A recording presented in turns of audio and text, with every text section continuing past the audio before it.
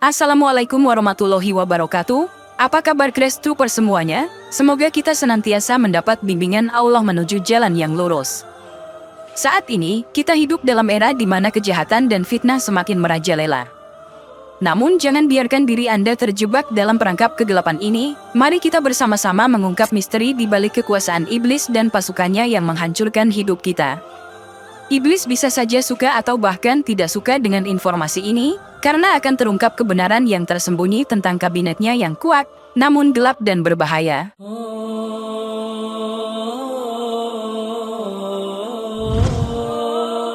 Al-Quran Surat Al-Kahfi ayat 50 adalah salah satu ayat dalam Al-Quran yang berbicara tentang perintah kepada para malaikat untuk sujud kepada Adam dan penolakan iblis terhadap perintah tersebut. Ayat ini mengungkapkan pertentangan antara kehendak Allah dan perbuatan durhaka iblis. Sejak saat itulah, ada kekuatan jahat yang selalu mengintai manusia sejak zaman kuno. Ada tokoh utama dalam dunia setan yang telah menjadi musuh abadi anak Adam sejak awal penciptaan. Iblis sebagai embahnya setan, memiliki pasukan dan pengikut dari kalangan jin yang membantunya dalam menyebarkan fitnah dan menggoda manusia. Iblis memiliki tahta yang berada di atas air, namun jenis air dan lokasinya masih menjadi teka-teki yang hanya diketahui oleh Allah semata. Ada hadis lain yang mengatakan bahwa dia berada di barzah yang merupakan sebuah pembatas antara air asin dan air tawar yang tidak bercampur. Imam Mujahid, seorang cendekiawan Islam terkemuka, sebagaimana dikutip Syekh Abdul Rauf Al-Manawi juga Imam Ash-Shibli di dalam kitab Akam Al-Marjan fi Ahkam Al-Jan menyebutkan bahwa iblis memiliki keturunan dan pasukan, mereka bekerja sesuai bidangnya masing-masing. Mereka memiliki peran spesifik, seperti dalam kabinet pemerintahan, lengkap dengan menteri sesuai dengan bidang tugasnya. Menteri Zalanbur memimpin kementerian yang bertanggung jawab atas pasar, mal, dan pusat bisnis. Perannya tidak hanya terbatas pada perdagangan dan komoditi, tetapi juga dalam menggoda manusia saat bertransaksi. Ia mendorong perilaku curang, dusta, dan penipuan di dalam dunia bisnis. Rasulullah pernah memberikan peringatan kepada umatnya agar tidak terlalu lama berada di pasar, karena di sana terdapat banyak godaan. Nabi bersabda, "Jika kamu bisa, jangan menjadi orang yang pertama kali masuk pasar dan yang terakhir keluar pasar." Juga diriwayatkan dari Abu Hurairah bahwa Nabi bersabda, tempat yang paling dicintai Allah adalah pada masjid-masjidnya, dan tempat yang paling dibenci Allah adalah pada pasar-pasarnya. Walaupun sudah diwanti-wanti, namun saat ini, malah banyak orang yang melihat mal sebagai tempat rekreasi. Ini menandakan bahwa kementerian iblis yang satu ini sudah sukses menjalankan perintahnya. Untuk melawan pengaruh negatif ini, penting bagi kita untuk mengajak keluarga dan anak-anak kita ke mal hanya sesekali. Kita harus berhati-hati agar tidak menanamkan moral yang salah kepada anak-anak melalui mal. Menteri Sabar memimpin kementerian yang mengurusi urusan emergensi, bencana, kematian, kecelakaan, wabah, dan sejenisnya.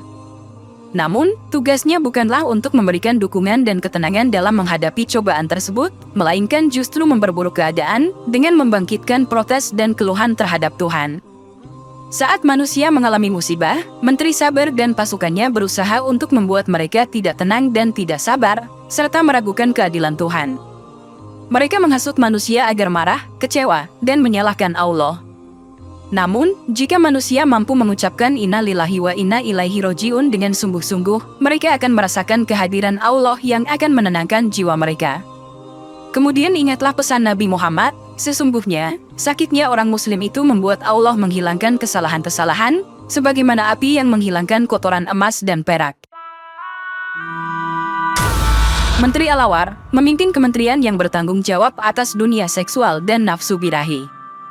Tugasnya bukanlah untuk mengarahkan manusia kepada pernikahan yang sah, tetapi justru menggoda mereka agar terlibat dalam perselingkuhan dan perbuatan zina. Menteri Al-Awar berusaha meyakinkan manusia bahwa zina adalah nikmat dan mengasyikkan, serta menggoda mereka untuk mencari kepuasan seksual di luar pernikahan. Allah berfirman dalam surat An-Nur ayat 32, "Dan kawinkanlah orang-orang yang sendirian di antara kamu, dan orang-orang yang layak berkawin dari hamba-hamba sahayamu yang lelaki dan perempuan.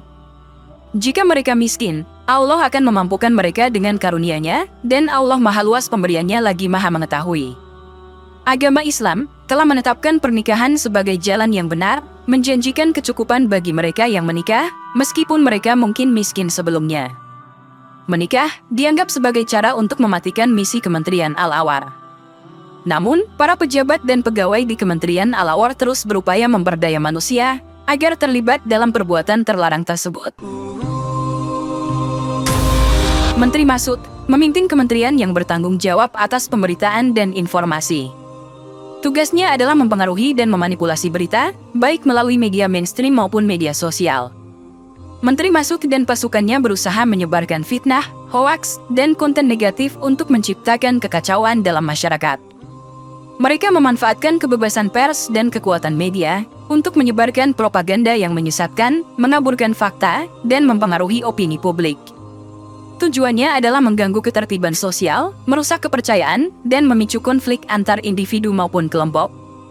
Hal ini sudah diperingatkan oleh Allah dalam surat Al-Hujurat ayat 6, "Wahai orang-orang yang beriman, jika seorang fasik datang kepadamu membawa berita penting, maka telitilah kebenarannya, agar kamu tidak mencelakakan suatu kaum karena ketidaktahuanmu, yang berakibat kamu menyesali perbuatanmu itu." Penting bagi kita sebagai masyarakat untuk selalu berpikir kritis, memverifikasi informasi sebelum mempercayainya, dan tidak terjebak dalam perang informasi yang dilancarkan oleh Kementerian Masud ini. Menteri Dasim memimpin kementerian yang mengurusi rumah tangga, tempat tinggal, dan pola hidup manusia. Namun, tujuan utamanya bukan untuk memastikan kehidupan yang harmonis dan produktif, tetapi justru merusak hubungan antara anggota keluarga, menciptakan kekacauan dalam rumah tangga, dan mendorong gaya hidup yang buruk.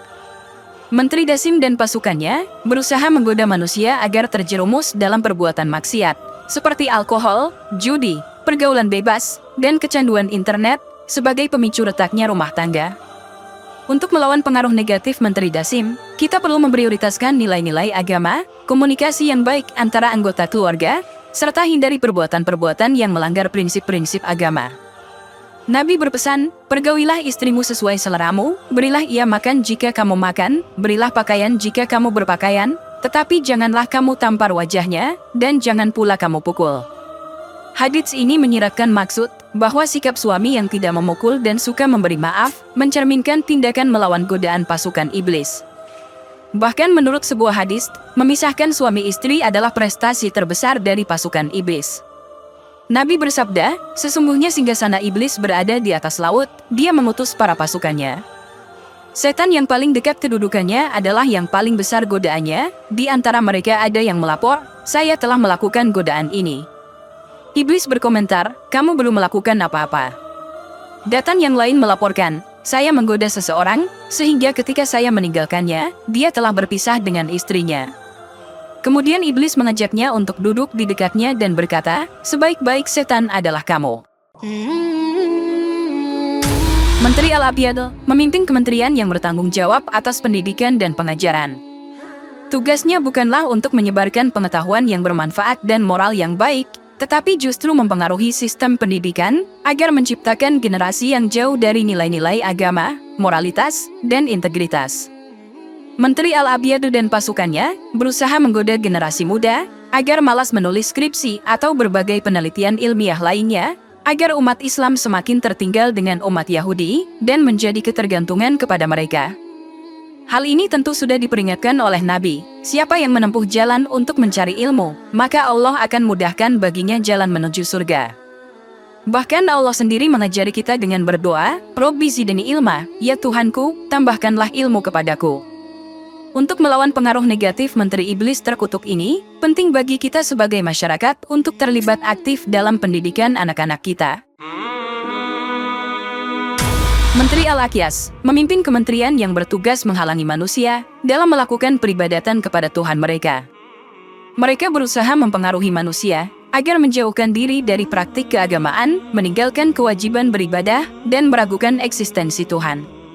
Menteri Al-Akyas dan pasukannya menggunakan berbagai cara, seperti menggoda manusia agar terlalu sibuk dengan urusan duniawi, menciptakan keraguan dalam hati manusia, serta menciptakan keadaan yang menghalangi akses ke tempat-tempat ibadah.